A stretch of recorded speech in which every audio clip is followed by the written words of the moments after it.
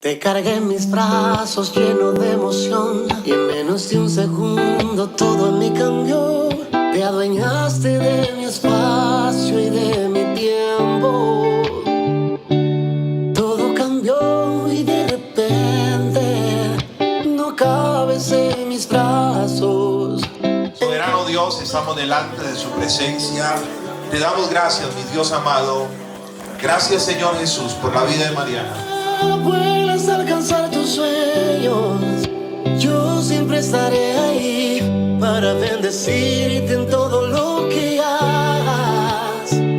Princesa mía, vayas hacia donde vayas, yo siempre estaré ahí para bendecirte en todo lo que hagas, en todo lo que hagas.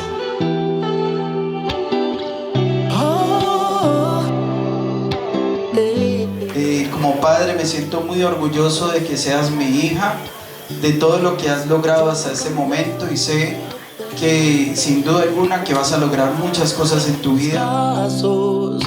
¿En qué momento creciste que no me di cuenta?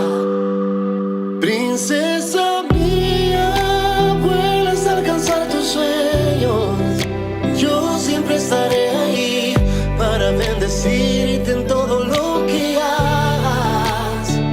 Princesa mía, vayas a mi familia, a mi papá, a mi mamá, también les quiero agradecer por hacer que todo esto sea realidad, de que pongan de su esfuerzo también para poder lograr esta reunión.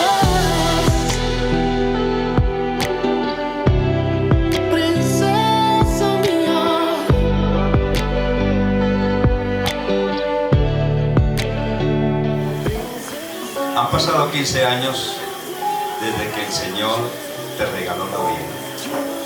Y hoy miramos hacia atrás con agradecimiento y hacia adelante con esperanza.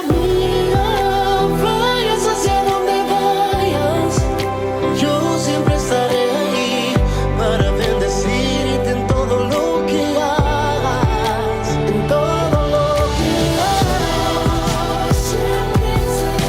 Había un grupo de música y eso es muy lindo porque uno se lo va imaginando.